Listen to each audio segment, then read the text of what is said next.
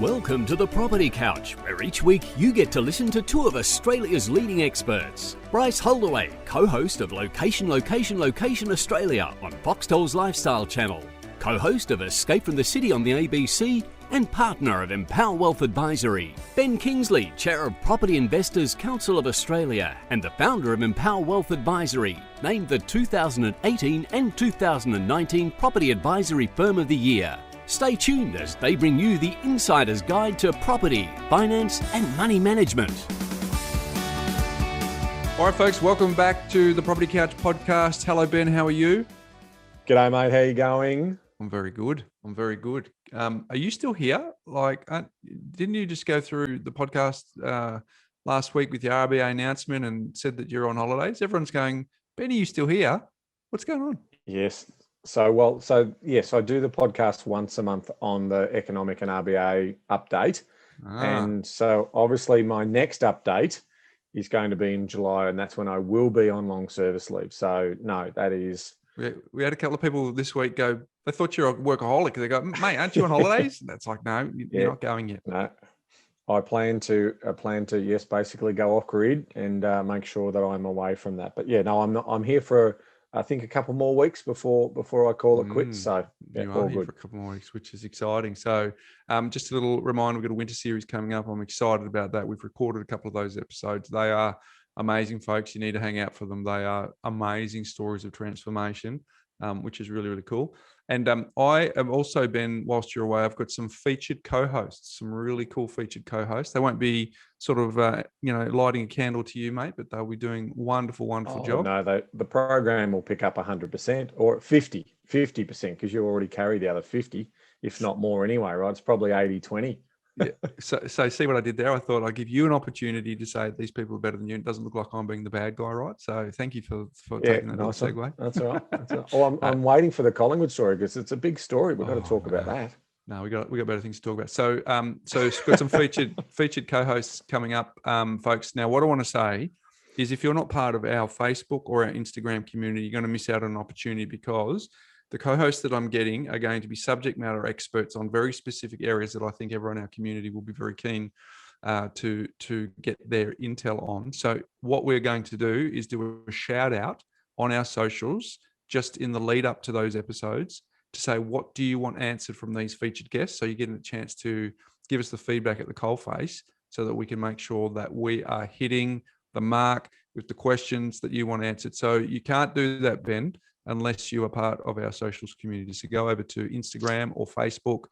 Stiggy will put some notes somewhere. I used to say show notes. It's changed heaps. You just look where you are. There'll be a little link that goes back to our Property Couch website page, and then I'll have all the details there. But make sure you're part of our socials community. Yeah, it is funny how people call it the show notes when you've got it in Apple. You've got to just click on details. Well, back in the old days, remember you used to press the button of the photo, and then it would expand out, and then underneath would have all of the show notes, right? But now we've evolved since then, and but you and I haven't evolved. Well, I'm not sure whether it's been a very, very good iteration from our friends at Apple, to be honest. But anyway, yeah. When you're having a chat with them, if you could fix that up, that'd be great. Hey, Ben, we have got. Yes, mate. Do you remember we took a photo at the front of our North Melbourne office? You and me standing with the tram in the background. I took the photo. And then we were proudly putting up on our socials that we had just reached 11,000 downloads. Do you remember that? Yes. No, you don't. But that's okay. So we did. I can tell by the. But here's the drum, mate. At that time, we thought that is amazing. We've just ticked over 11 million downloads, Ben. 11 million downloads, which means that our community has hopefully digested all of the information that we've talked about, put it into their life. They've acted on it because you asked them to do that at the end of every episode. And hopefully there is a legacy of crew that, because of those 11 million downloads, are managing their money better, making better property investment decisions, and hopefully fully engaged in lifestyle design. So how do you feel about hitting the $11 million download mark, mate? Oh, again, as long as people have taken action on the information. I mean, it's great to, I love our community. But I also say that, as part of what you're doing is, like, it's no good in just listening. Knowledge isn't basically empowering if you don't act on it, right? So So for those people who have been with us for a long period of time, and then, because obviously there's a lot of noise out there about property prices are going to collapse and go down and all of that type of stuff. And those people who did act probably have got a nice little Cheshire grin cat smirk on their face in terms of knowing that they're in a pretty good position. So, so I mean, we'll just keep doing what we do around making sure we teach people how to organise their money, get in control of their money, trap their surplus, and make their money work for them a little bit harder than having it in the bank. And, all of a sudden, 20, 30, 40 years later, they've done an amazing lifestyle design, and they can continue enjoying the fruits of their labour because they planted the tree some 25, 30 years ago. Yeah. Can we quote you on that? Cheshire cat grin smile. That's a good one. I like it. So thank you for that. Hey, 11 million. Thank you to all of our community who have stuck with us for the last 6 years. Continually, there are a number of people that listen to us every Thursday, Ben. We're grateful. There are people who have actually binged and done a lap, who've come into the community late. There's some people who are only sort of in and out of the community at times when it serves them at the right purpose, and that is cool. But thank you to everyone who has helped us get to 11 million downloads, which is really cool. Hey, Ben, at this point, we'd normally talk about, have a little bit of hanging it on each other about footy, but I feel like if we go there, I feel like it's like shooting fish in a barrel for you. I mean, Collingwood have just seriously. So what I thought we'd do, instead of, because you'll trot out like, you'll create some positive spin out of it, and then everyone will fall asleep and they'll hit the 30-second forward button. No, it's story state strategy. We know from James and Fraser in terms of the story. The story that they're putting out in the media is a spin story, right? Like ultimately, if you're sitting back and you're saying that we need a refresh, that's lazy analysis. I mean, effectively, it's a lazy analysis. You don't just sort of say, we're tired and we need a little bit of a refresh. Think that we're more interested than we are. You've lost a coach. You can't win a game of football. You've had a car yard sale last trade period, and then you go. So and then you spin. Anyway, we're moving on. So, but I know that there's been a couple of reviews come through, and I think you might be interested in these because this isn't me. This is not a stitch up. I'm just reading it straight from the facts. Okay. So we've had Captain Quayle send us a review. I'm not making this stuff up, Ben. All right, I'm just reading it. Thank you. Yeah, no, please. Thank you, Bryce and Benji. Thank you, Bryce and Benji. Yes. For your incredible insight. My wife and I have learned so much from this podcast. I stumbled across your podcast a week or two after we decided we wanted to buy a house. Without this podcast, we probably would have fallen into a flashy unit somewhere with a spa pool with a fancy brochure. The podcast is a must for anyone wanting to get into the property market. I don't think that's fair that she said Benji, Ben, because you don't like it. Like you've stated on this podcast that you don't like being called Benji. So I don't think that's fair. So I just want to see if there's anyone else who's, hang on a sec. Building Wealth with Decent Morals is the name of this review. Hosts Benji and Bryce. This is not my words, Ben. I'm just reading it. No. Provided me with confidence through education into purchasing my first investment property. And it goes on. And it says, thanks, boys, Emma and Stig. So that's another one. Hey, what about this one? Finally acted on it. After listening to Bryce and Benji, sorry, mate. It says here, sorry, couldn't resist. On and off for over a year, I finally acted on the information and the knowledge. And then it goes on. Keep up the great work, the power. And then the last one. So good. Thank you. I wish I found this much sooner. I started listening late last year and it's been amazing, the learning journey. Going back the first 20 episodes has helped me so much with a recent purchase of an investment property. Keep up the great work, Bryce and Benji. Ben, you shouldn't have said it, mate, because I think if they feel like that they can have a little bit of banter with me, that is exactly where I wanted to go with it, because they're also reporting that they've taken action. So they're publicly acknowledging that they're taking action. So anyone who takes action can call me Benji. All right. And if that means that it moves more people into taking action, and I love the fact that they're part of the banter. So please bring it on. I absolutely love it. Very good. Well played. You still play a straight bat every single time, mate. One day you're going to fire up. But hey, my mindset minute today is it's a Leonardo DiCaprio quote, and it says, every next level of your life will demand a different you. And I think that's really important. And I always try and think of how do we relate that back to property investors. And it's like, if you're currently listening to this and you haven't created a passive income to date, and it's something that is a goal of yours, chances are the mindset that you currently have isn't enough to get you there, because if it was, you would be there. So I really like this quote, and I think about it in terms of the context of, even when I was reflecting on it with you and me, when we started When I joined you in our business, there was about 11 of us, and now we just ticked over 80 people, right? So the person at 11 would not, that person needed to grow. The same with you. That person needed to grow for us to get to 20, 40, 60, 80. And then being able to do what we do on the podcast, we've needed to grow as people. And so I think it's really important, if you reflect on that if you actually are a person who's aspirational, who really wants to improve your situation. And obviously this podcast is about lifestyle design through managing and organizing your money better. If you think that the mindset that you've got now is going to get you to where you want to be, if it's different to where you are now, chances are that's not going to work.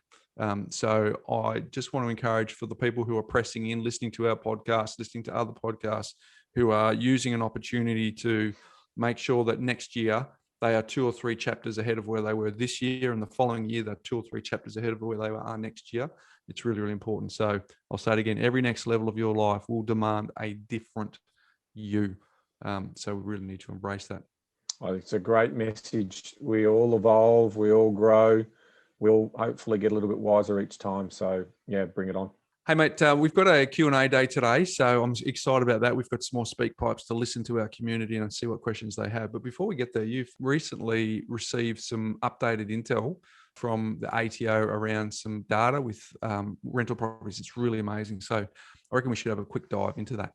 Yeah, Bryce, we've got some great insights here. What's basically happens is every year the ATO releases this data. Now, this data is from 2018, 2019, and it talks about total individuals and their property interests. So when I'm quoting the numbers, it's the individuals, it's not the number of properties they own. But I think where we start, and we've talked about this stuff before, where we said, only 70% of people own one investment property. So what's happened from that point? So let's get into that data first. So the first one is the number of people who own one investment property currently sits at 1.589 million. So that is the number of people. So that's around 71.37% of the overall 2.227 million people who own investment properties. So that is an increase on the 2017 and 2018 year of 1.17%, or 18,346 individuals who have ventured into property investment for the first time. In terms of 2 properties or more, is 18.8% of the population. Okay, so that sits at 420,000 people own 2 investment properties. Then we go down to 3 investment properties. It's 129,000 people. That is only increased, Bryce, by 32, and currently sits at 5.83%. Then we go to 4 investment properties. There's 47,319 of those recorded. Now, what's interesting here is the number of people who now own 4 properties is 150 individuals less than what it was in the 2017-2018 tax year. So effectively, we've got a negative 0.32, and that means that's only 2.12% of the overall individuals who own investment properties. Now we're getting down into the last 2 lines. And so we're talking about people who have 5 investment properties. Now there's 19,513 of those. That is decreased again, another decrease of 348 individuals.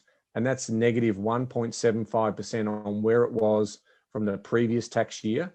And overall only represents 0.88 of 1% of the individuals who own investment properties. And then 6 or more investment properties, we currently have 20,434 people who own 6 or more investment properties. Now that is also decreased by 322.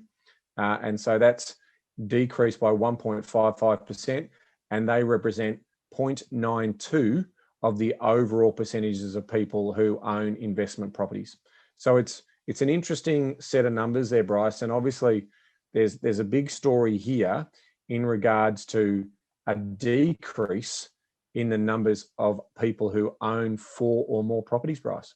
Yeah, really interesting. And I think that's important for that data to really land, because if we go back the number of people that have one investment property is 71%. So 7 out of 10 people have one.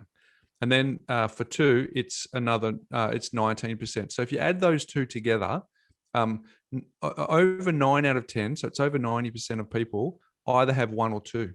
And what's interesting is we've built a lot of plans over the journey, Ben, and most of the plans require 3 to 5 properties for you to achieve passive income. And if you read magazines, you'll think you need 10 or 20 or renovate, 50 overnight. And so what's interesting is the reality is that the majority of the property investors who lodge a tax return with the Australian Taxation Office are either one or two. So they're in the game, but maybe not getting the optimal result that they need because they might not have enough. But there's a story behind that as well. But as you say, 6 or more is less than 1%. 6 or more is less than 1%. So therefore, it is a mega minority in this country to have 6 or more. So if you believe that property investors have got, you need to have 10 or 20 or 30 of these things for it to be successful, well, you can see that the majority of the population aren't at that level. But also the sweet spot where we want to be is between 3 to 5.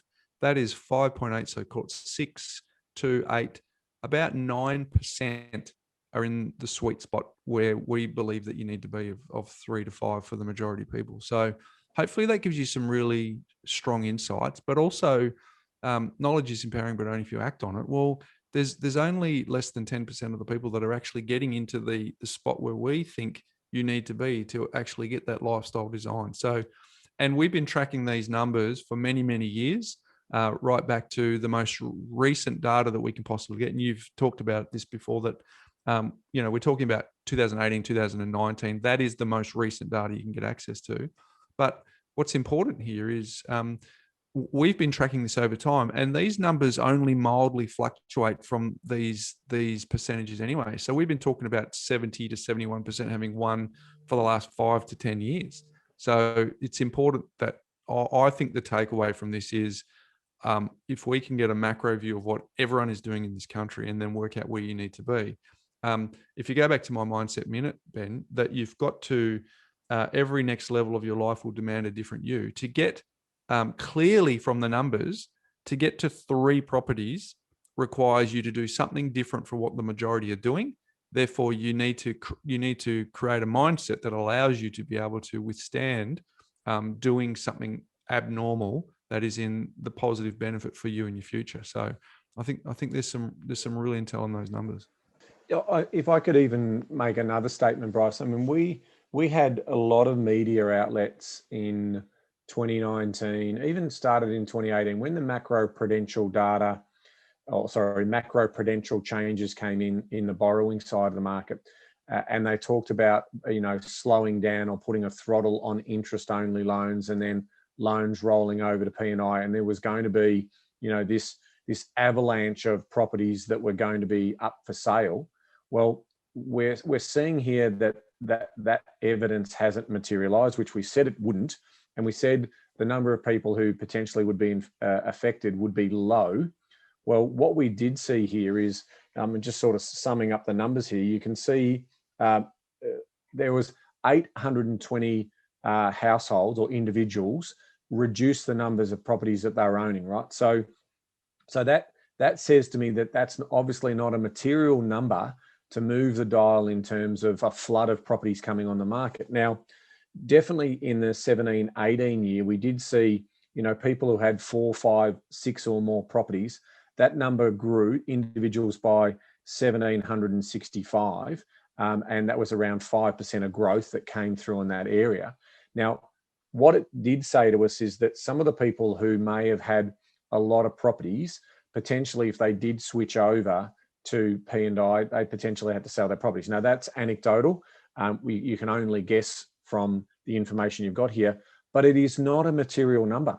I mean, that's what Bryce is also highlighting in terms of it's such a small percentage of people who have 4 or 5 or 6 properties. It just isn't material. So when macro-prudential, because I suspect it'll come again at the end of this year or something, just to slow the market down so we have a sustainable property market.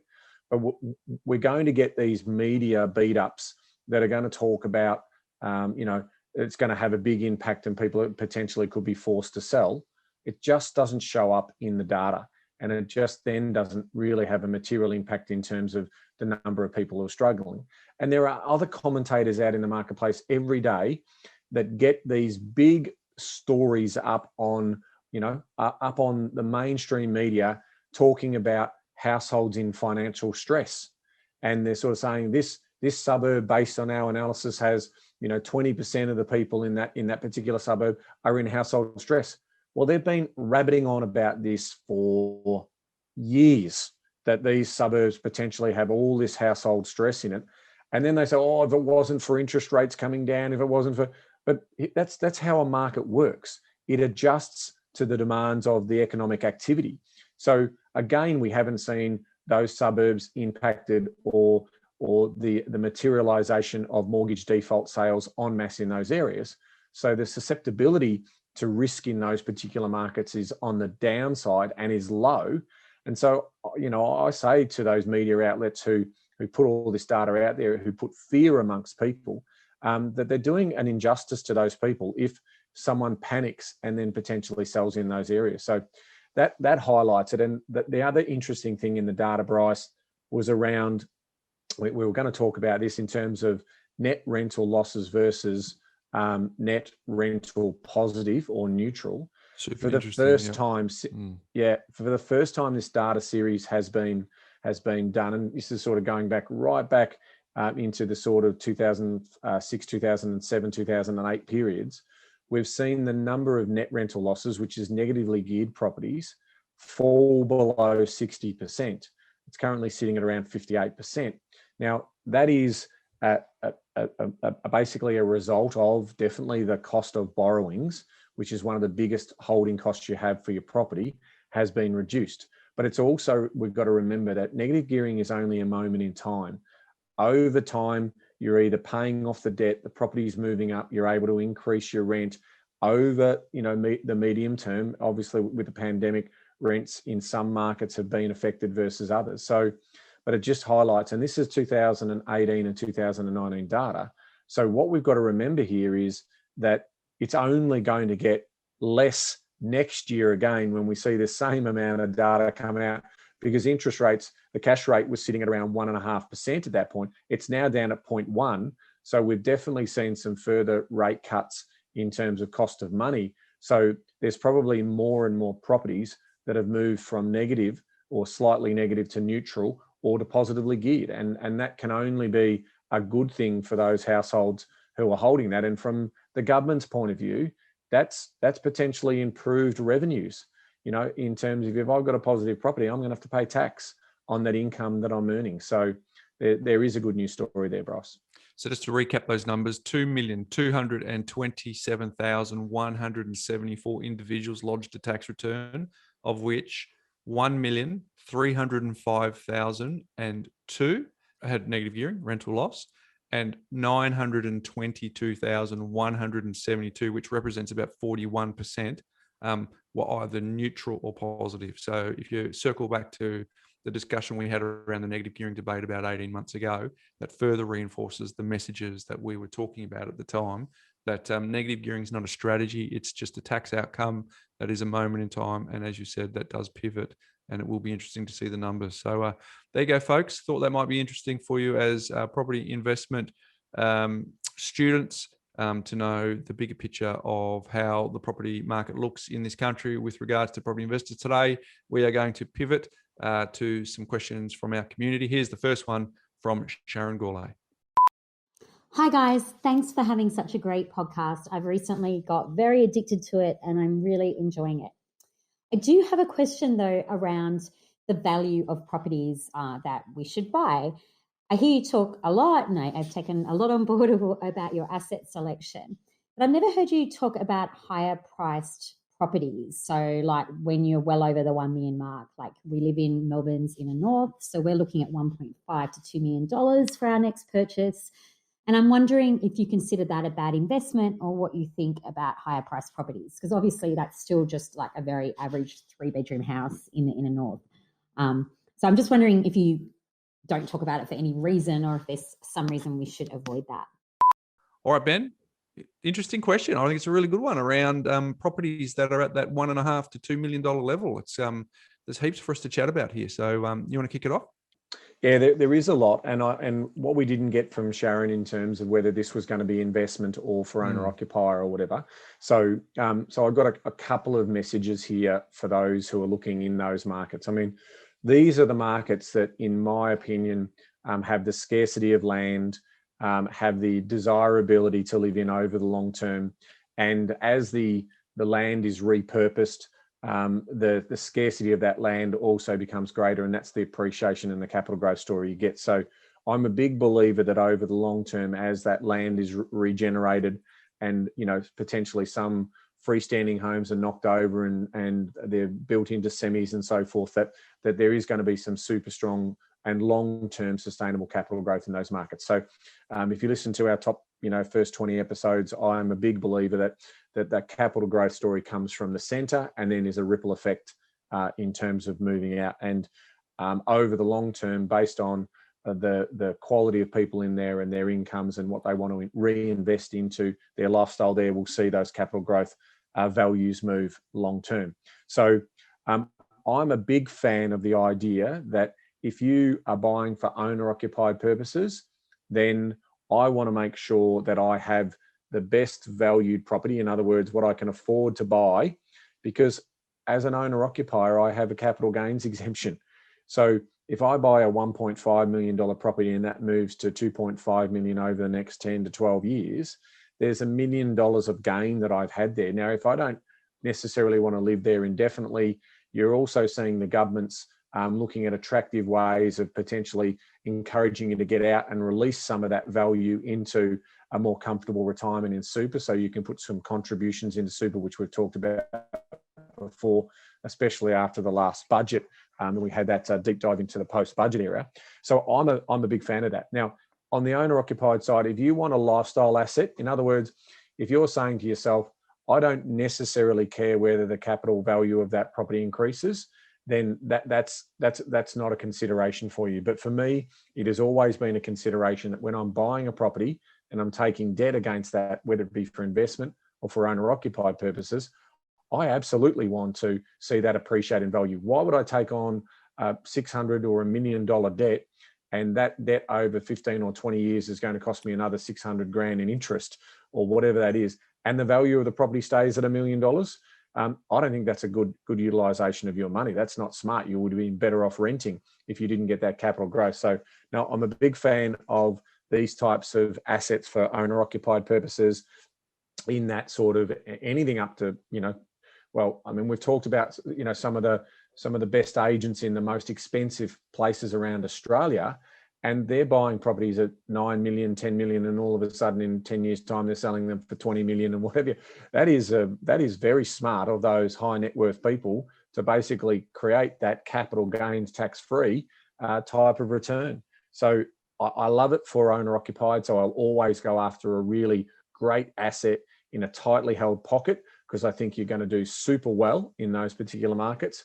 But I'll let you also talk about it from an investment point of view, Bryce. Well, Ben, I'm going to take the assumption that Sharon is talking about this as an investment property, because you're right, it's not super clear. But I'm going to answer it this way. You know, if you go to Toorak in Melbourne, some of the best real estate going around, significant value, and they would be going up at significant amounts each year in certain parts of the cycle. So the question then is, well, shouldn't we all buy in Toorak then? Because if it's going up in hundreds of thousands of dollars of each year, that kind of makes sense. And then I go, well, no, we can't, because even if we could afford to buy the property, it would cripple us cash flow wise, the amount of rent that we get for it versus the amount. So on paper, I would make money because the value would go up, but in reality, cash flow would squeeze me and I'd have to liquidate and I'd get out. So that's at an extreme level. But I think in this location, in Melbourne's inner North Bend, we're paying $1.5 million for two. For a lot of investors, that will cripple them, because the rental yield that you get as a result of buying these great properties that are proven performance, that get outperform results, quite often will mean that someone would fall over before they can enjoy the net benefits of, on paper, it goes up in value, but they run out of money and they have to get retired in the bank.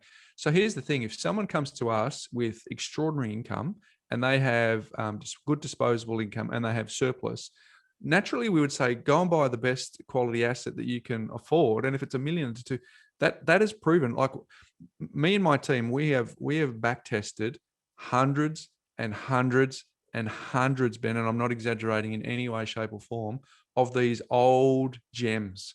And they consistently get an outperform result. If we're talking about, 6.5%, 7% being the growth that you're chasing, these are consistently getting 8.5s and 9s, and in some cases 10%, right? So they do outperform. They're beautiful charm.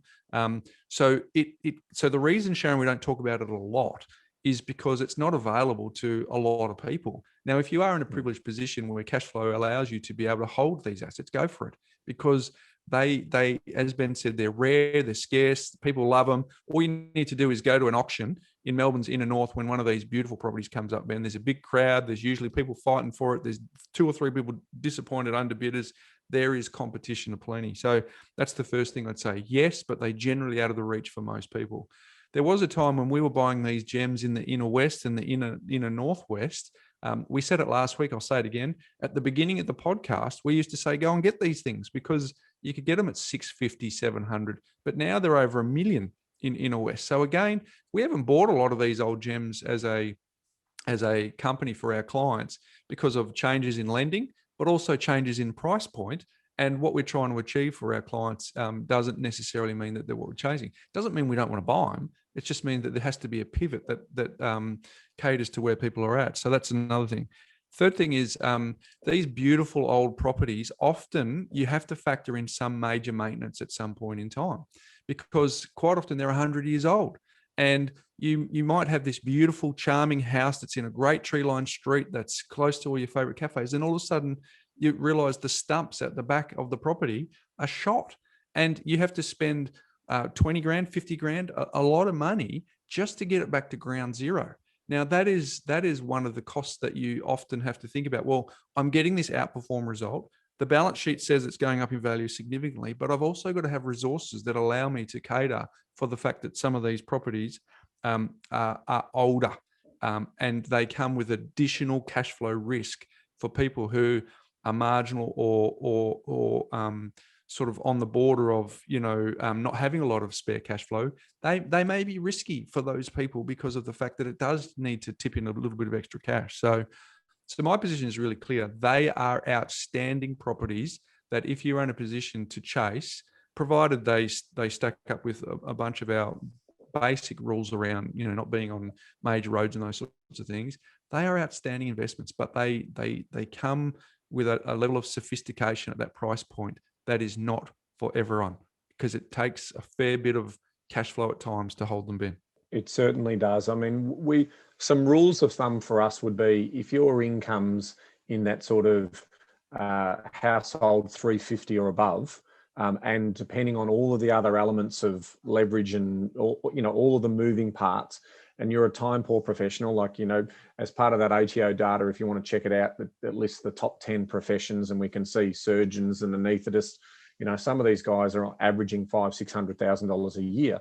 Now, if that is the case, and they were to come and see us, we would absolutely be talking about purchasing up to that $1.5 million range, because there is just a flood of cash flow. There is a huge amount of surplus income that's coming in as part of that. So from where we sit in regards to that story, we would tailor that solution for that particular household. Now, the last thing they want to do is go and buy 3 $500,000 properties that are potentially going to have lots of tenant inquiries, and they're busy. They're on buzzers and beepers to rush off and perform surgeries to save people's lives.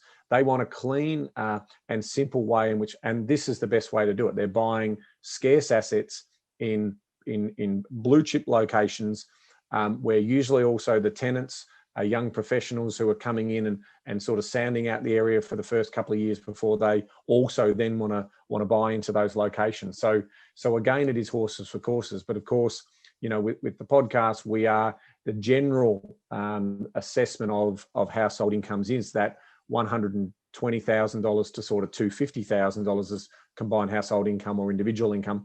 We would do a tailored solution for those people. And the fact of the matter is that's the bulk in the bell curve of people that we're talking to. But I'm thrilled for this question, because I think what Sharon's asking is, their household might be in a terrific position to buy really quality assets. Well, you only need to go and listen to Jock Bing's episode in terms of that, around the types of assets that he was buying that have now gentrified into these types of assets.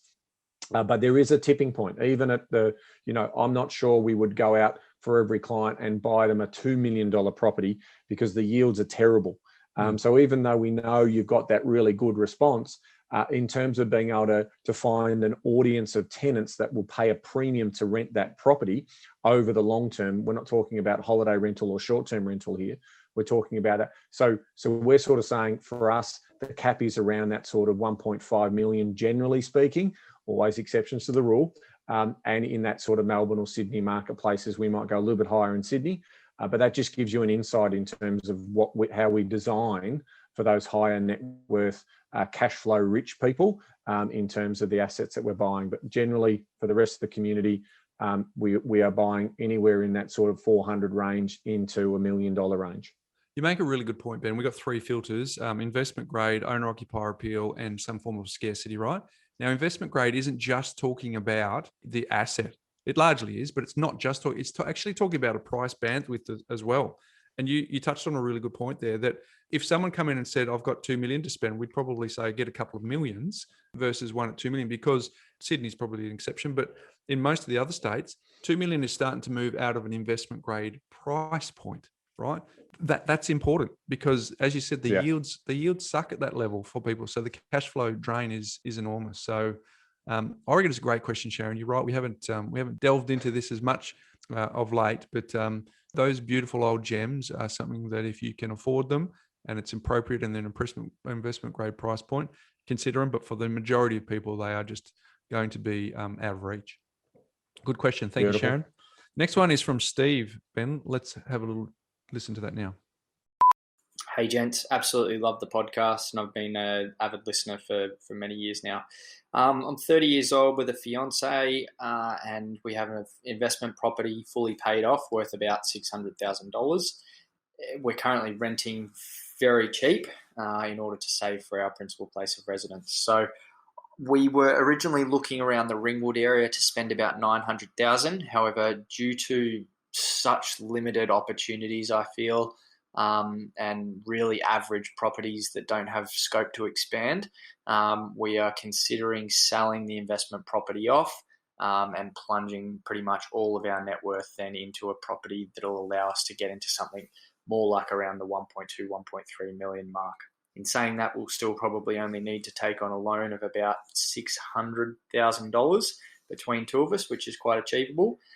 However, just wanting to sort of get some advice on whether you think where it's worth trying to buy our dream home, something that we're going to be happy in for a very long time, and selling off our other investment, or whether we should be holding on to the investment, obviously sacrificing our lifestyle for, the short to medium term to get into something a bit cheaper. Really interested to hear your thoughts, and very, very confused at the moment. Thanks, guys. Yeah, this is easily solved. I mean, I know where Steve's at in terms of, I'm confused at the moment, was his final statement there. Right now, I get it, because the harder work is around the lifestyle design and aligning to the bigger. So looking at this just in isolation is a difficult decision, but potentially once you work out what it is and what's important to you and what it means for you in terms of the quality of life today, and also what you're trying to achieve in terms of retirement. So if you enjoy work and you see yourself working to the age of 65 and so forth, then the reality is that, putting it all together, you're better off buying that better asset in that better location. So coming back to what Sharon was saying, and I had the owner occupied hat on before, I would love to see you buy that type of asset. If it's like, oh no, I want to potentially retire earlier, and then ultimately I want to be aggressive in my investment strategies to try and do that, then the reality is that if you can live in a comfortable home, but build up that passive income, that's ultimately where you're going to get it. Now, again, in retirement, you still got choices. You can downsize and put some of that money into super and potentially retire earlier. But my general statement for this, for those people who and credit to you, Steve, in terms of having a outright $600,000 property paid outright, and you're making sacrifices. So there is some delayed gratification here. I personally would like to see you look at that 1.2, 1.3 million mark, get into that better location, because that is a building block in terms of, if you're still only going to take on a $600,000 debt, that is a building block to basically get into an even better area, potentially in 5 or 10 years as well. So, it wouldn't be outside of the realm of possibility that you would be able to buy a $2.5 million property in, say, another 10 or 15 years from now, if that's your thing, as you start to look at your family. So again, all about lifestyle design here. If that is important to you versus, as I said, retiring earlier and doing that type of thing, you wouldn't go as aggressive on your principal home because it's non-deductible debt. There's no income coming off it. So it is around designing that horses for courses in terms of what your situation is. I think that's a key point, Ben. The lifestyle design isn't necessarily just measured in the finish line with the passive income, because if you're at 30, so you've got a fair bit of time up your sleeve as well. And if having a compromised principal place of residence isn't part of the design of your ideal life, well then it's still a fail if the goal is only getting to 60 with a passive income or whatever it is. So I think that's important. I think that's an important point to remind ourselves. And I think also, Steve, the hardest part's been done. You've bought your first investment property. So even if you think that you're going one step back to go two steps forward, chances are that you get the big rock in the jar. You are already in the mindset of going, okay, as soon as I'm in a position to buy an investment property, I will. And as you saw from the data that we shared at the top of the show, not many people get into that 3 to 5 property space. So if you feel like you already have the paradigm shift that gets you to the point where when you are practically ready to buy another investment property and then another one and then another one to get you in that 3 to 5 spot, ultimately, I think you're going to succeed anyway. As Ben said, you've demonstrated that there's some form of tenacity around getting a fully paid off home at 600. Might have been an inheritance, but who knows? It's probably a lot of hard work from you. And so I think the mindset's important, getting the big rock in the jar, and lifestyle design is not just getting a passive income at the end of the journey. It's also making sure that the journey along the way brings you joy and happiness as well. So yeah, full of experiences. And there'll be people who are listening also, Bryce, they'll be saying, well, why wouldn't you just stay in a really cheap rental location and then go and buy 2 more investment properties and then sell all those investment properties to then get into your owner occupied property, right? Well, there's a lot of variables in that. You got to pick the right location. You got to time the market where you can. There's going to be capital gains that you're going to be paying. If you get one of those properties wrong in the wrong location, there might be some headaches in managing that. So yes, the math could potentially tell you, and this is what it tells us for Rentvesting, the math tells us that is a better financial outcome. And so doing the math as an econ, not as a human, could tell you that's exactly what's going to happen, right? But we're not econs, right? So ultimately, and there's still risk and uncertainty with that. Whereas I'm sort of saying the bird in the hand, the big rock in the jar, if that's important to you. And even at that 1.2, 1.3 million mark, you can still get the dirt right and still improve the asset over time or renovate the asset to potentially bring it up. So I would always be shopping for, the worst house in the best street, in the best suburb that I can potentially get into for that. If I'm young and I've got lots of energy and I don't have any other requirements around, kids and being settled, because when you do renovations, it's quite disruptive. You need some flexibility. Sometimes you have to move out as well. So that would be my goal in terms of the most expensive dirt that I can get my hands on with the most basic house I can get my hands on. That will put you in terrific stead to be able to building up your wealth base over the next 10 or 20 years. You just did a throwaway line, Ben, but it was a huge amount of gold around the fact that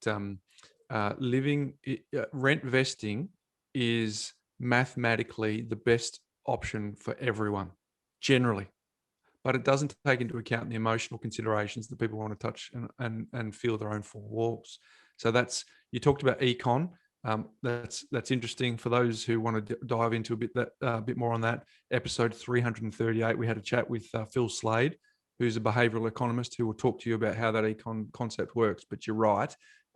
There's a whole bunch of stuff at play here, which is why there is never ever one size fits all, and it's about lifestyle design for you, not necessarily what your neighbour or your friends want as well. So good question, Steve. Thank you for sending that in. I think that'll help a lot of people. Next one is from Julia. Let's have a little listen to her question now. Hi, fellas. I feel really strange talking to my computer asking a question, but I love your show. I've really had a great time listening to it. So my situation is I'm in my early 60s and I've been working on super and all that stuff and own my own home. But I bought an investment property in the heart of the city of Sydney. And of course, it was actually in, so it's got about 51 apartments there. Anyway, COVID came. And of course, you know, the tenancy situation really changed in the heart of Sydney. So I did have to reduce my rent from $650 for a one-bedder down to $520 a week. So that was a massive drop for me. But really my question is about over the last 5 years since I've owned the property, it's really only gone up about $20,000 because I think I paid at the top of the market. My question is, should I cut my losses being in my early 60s? Or should I hang in there and hope for better days? My original plan was to keep this property well into my 80s. And, you know, I'm just feeling the jitters because, you know, the rent has dropped so much and the value just hasn't increased over the last 5 years. Okay, very good question. Now, folks, we did beep out the name of the building that Julie said there because we don't think it's fair to identify that. But just to give you some context, it's in the CBD of Sydney. It's a signature building and quite noticeable in its design. It has a pool, some facilities, all those sorts of things. So, but it's very much in the heart of the CBD, but it's not fair to actually be very specific on where it is. But good question. Yeah, and it is a good question because even though we don't give away the architect and so forth, it's designed by a prominent architect. It's sort of the things that would be sold to you when you're going to look for these types of rarer, higher density type of properties. And we've said that there's always exceptions to the rule. Now, in terms of Julia's situation, we've got a situation here where she's in her 60s, right? And we don't know two important things. We don't know the debt story that's on this property. So it's very hard for us to give you personal information. We only give general information around here. But what is important to me, Julia, is around this idea that it's been stagnant, your rent's gone backwards. So naturally, as a human, you're into that mindset of, what's the opportunity cost that I'm losing here?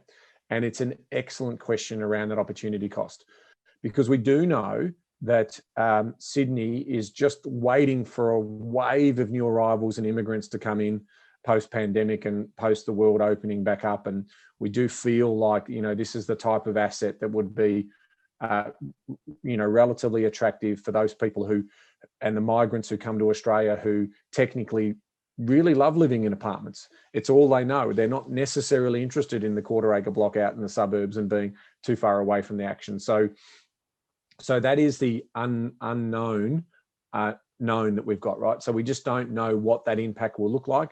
But if that does bring a groundswell of demand, then the reality is that the asset, pricing and potentially the rental return will improve. Now, that said, what I'd be, before you could make a really a strong determination on what's important to you and what's worth, is how else are you landing the plane for your retirement? So what else is in the kitty? If you've got a pretty strong nest egg already, then the opportunity cost isn't as critical as what it would be for somebody else. So I would want you to be sitting down with your financial planner and talking about the pros and cons and the money that you need to live off, and what sort of super balances have you got, and how much of an impact that it is going to have. And then, yes, if you did sell it, and let's say there is no debt attached to it or a small amount of debt and it's just going nowhere, then ultimately, what are you going to do with those proceeds of that sale?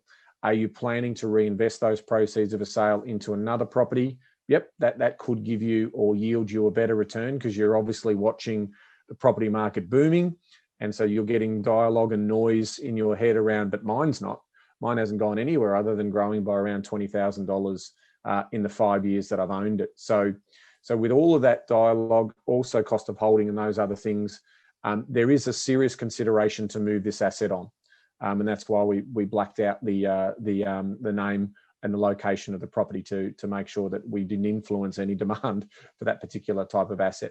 So that's the way I'd look at it. Unfortunately, we can't just, it's not a definitive answer. We need to see a look at the global story before we can sort of help you with a defined decision.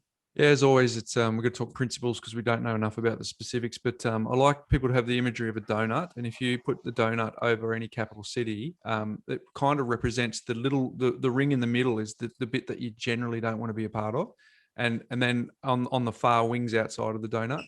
And the reason being is because when you're in a CBD location, there is no limitation on supply, because what will happen is another site will come up and they can drop another 500 to 1,000 apartments in, which is always going to mess with supply. And you know, even the discussion locally here, Ben, with the Geelong CBD, it's the fastest growing region in Australia right now. But no one moves into the CBD. So there's some talk around how they're going to add some density, increase these larger buildings so they can get more people into the CBD. So what that means is they'll change some zoning to add some more buildings, which will create some supply or lack of supply constraints, really. So if you can conceptualize the donut and put that on any CBD around Australia, I think that's going to serve you. So, you know, CBD stands for could be dangerous. So, but could be, right? Because Sydney, of any CBD in Australia, is probably the most forgiving. But you've seen from COVID that it's really affected you. What I found interesting with your question, Julia, is you said in the last 5 years it's only gone up $20,000, and clearly there's been a pandemic in that. But also there was a boom. There was a significant Sydney boom in that time, and yet your property's only gone up $20,000. So that should give you a little bit of insights into what I said around the donut, where the supply isn't a challenge there. But if you move out 1 or 2 kilometres out from the Sydney CBD, you probably won't have that same challenge. You said you were 16, you wanted to hold it until you're 80, so that's still 20 years. So without context of, as Ben pointed out before, without context of where you're headed, what you're doing, what else you've got in your portfolio, the big question is, does it change a purpose for you? Could it just provide yield? Because you've had to drop your pants on rent because of a pandemic, but it probably will perform strongly for rent going forward, because there'll be a fair bit of demand as people move back into the city, and Sydney has a lot going on as a city. So if it can pivot to be more of an income asset rather than a growth asset, that might serve you well. And you've got 20 years. You've got 20 years if you're 60 and you're holding it till you're 80. So there's a couple of things, but the panacea to selling is always with a backdrop of recycle costs. You're going to pay capital gains tax on any growth that's outside of your cost base. You're going to pay for agents' fees to sell it. You paid stamp duty to get in, plus you've got to use that money to go and buy and pay stamp duty to get into the next property as well. So there's a fair bit of heavy lifting that needs to be done on the next property when you do recycle. So a few things for you to think about, but just a general principle for our community is that donut principle. If you can, I've seen very rare exceptions where buying inside that little ring of the donut actually works and serves for you. So going forward, that might be helpful. So that not necessarily going to help you specifically in your circumstance, Julia, because you already own the asset, but giving you a few ideas to think about what you could do as your next move, because it just might mean that you have to buy another one that will perform on the growth lifting, and this one might perform on the yield lifting. Hey, and Bryce, just for those beginners who are coming into this market, and they may be high income, time poor professionals, these types of architecturally designed buildings by very recognised and successful architects of their area are very much sold on that criteria, and ultimately they are sold at a premium price point. And so, you know, sort of Julia talks about, I feel like I paid top value or the top of the market for it. That's how they sell those. So if you are considering those types of assets based on the world-renowned architects or the Australian-renowned architect who has basically designed the building, be understanding that there's a premium that they're trying to attract because of that. Yes, the quality will be really high, usually, generally speaking. So I just come back to where that bit of dirt is, and the aspect of what you get in that building is critical. Because they're the exceptions to the rule. They're the outliers compared to the general homogenistic buildings that get built inside that donut ring, which is an excellent analogy that Bryce is using there in terms of visualization. So if you're right on the water looking at the Harbour Bridge and the Opera House, you can never be built out. Then those types of assets do perform, better compared to the general homogenistic type of high density and medium density product that is built everywhere. Great question. Thank you, Julia. I appreciate you sending that through. Next one is from Gabby. Let's listen to the question around renting a room and loan guarantors.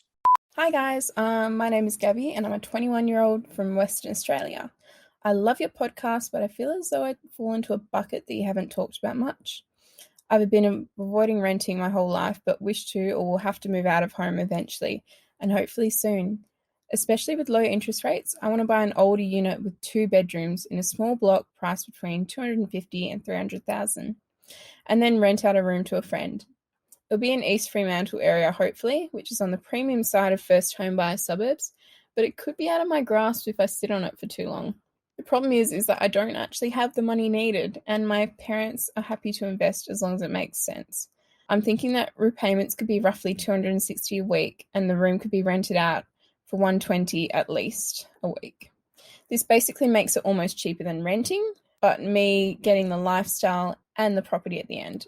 Do I get them to go guarantor or use the complete trust we have with them instead taking on the loan as an investment, but me paying it off behind closed doors and essentially taking it over by the end?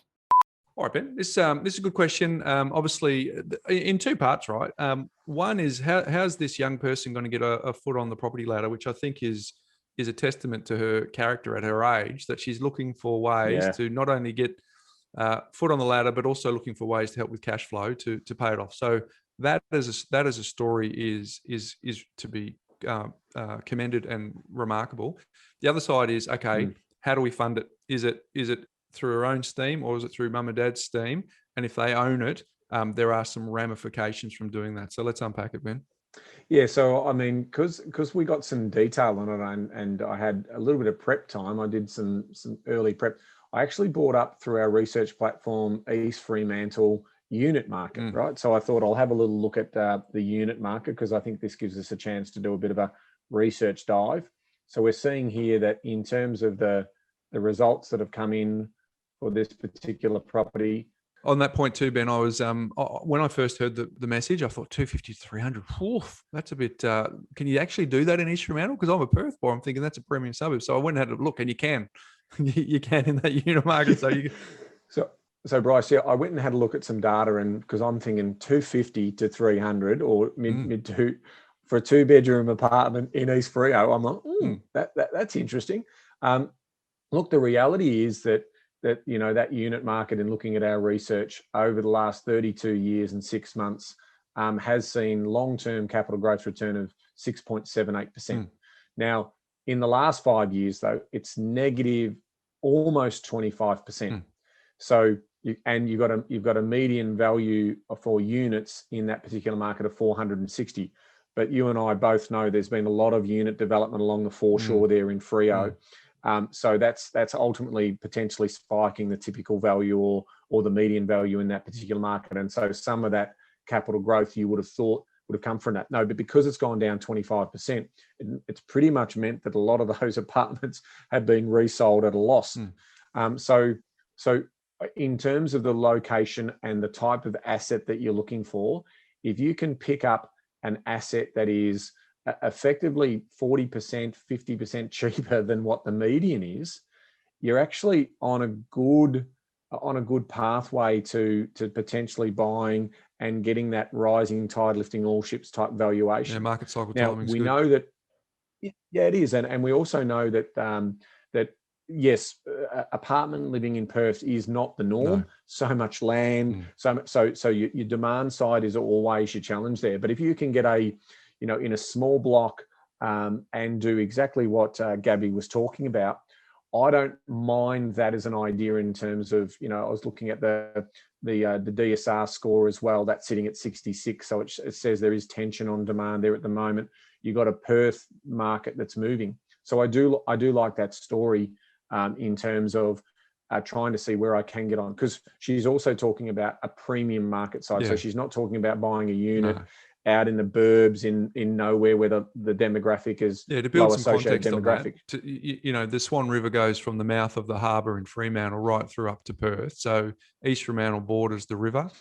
You go over the bridge very quickly. You get to the beautiful beaches of Port Beach and Cottesloe Beach and that. So for someone in their early 20s, they can zip into Freo, they can go to the beach. It's pretty easy to get into Perth on the train or on the bus up Canning Highway. So as a location, you're right.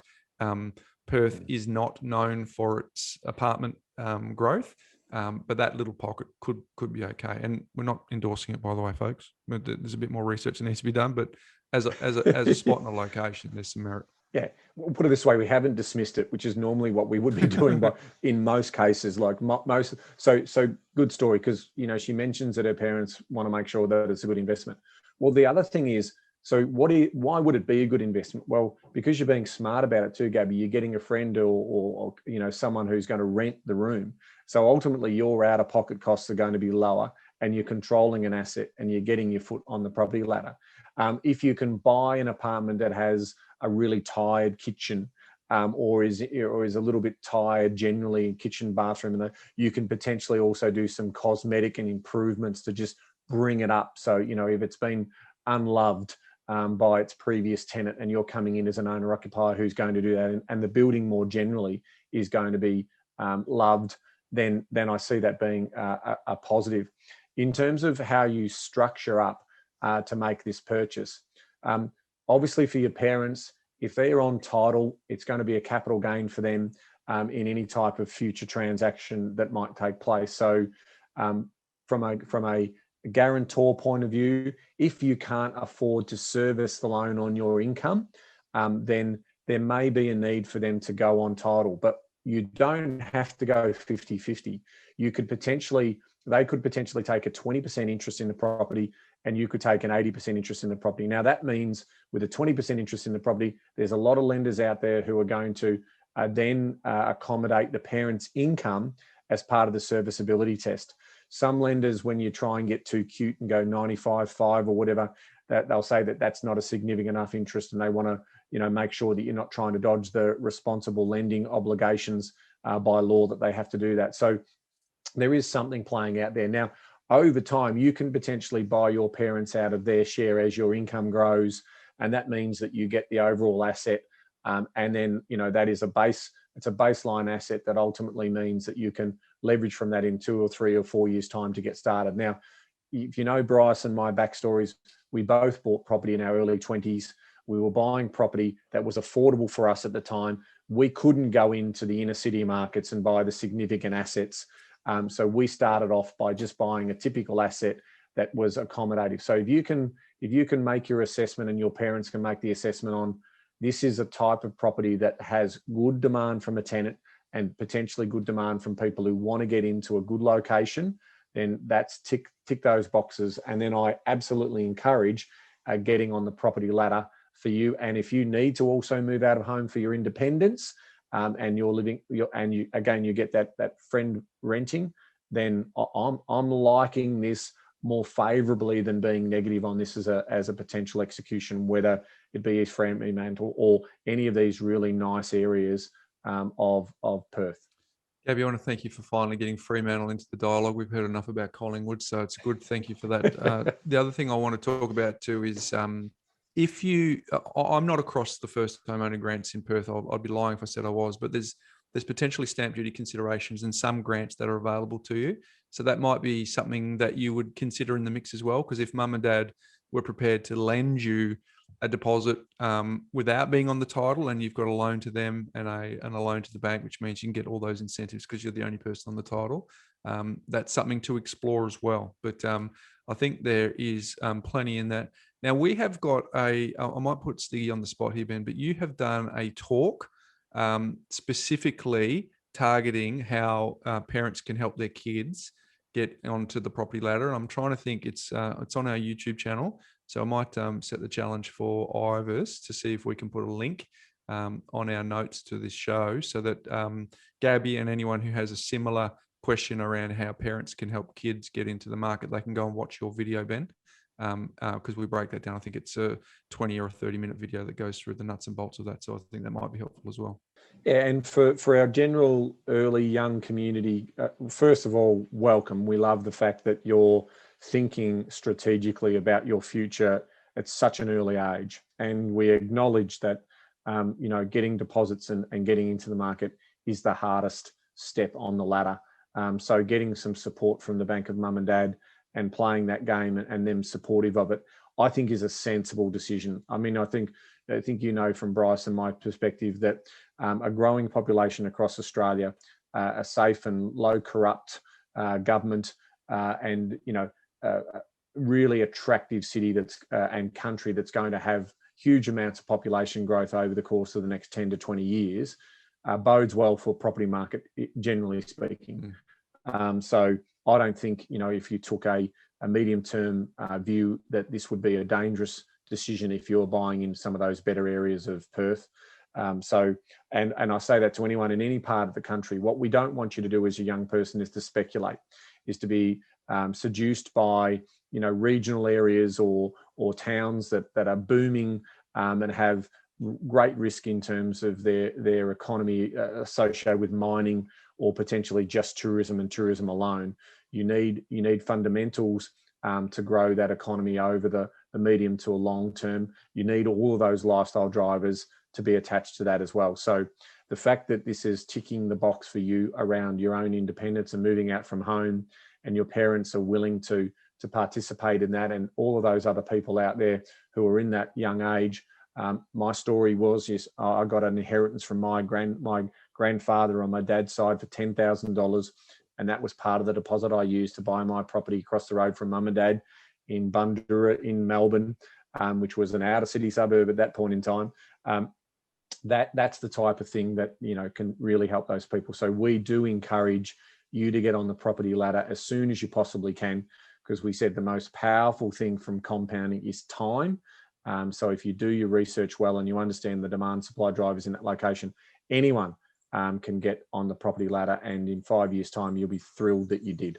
Gabby, I bought my first property in Perth with someone else who helped me because I couldn't get the finance myself back in 1999 when I was 24. So I have walked the talk also. So, but that was a great question. Hopefully that helps. But I want to say a special thanks to Sharon, Steve, Julia, and Gabby for providing the questions today, Ben.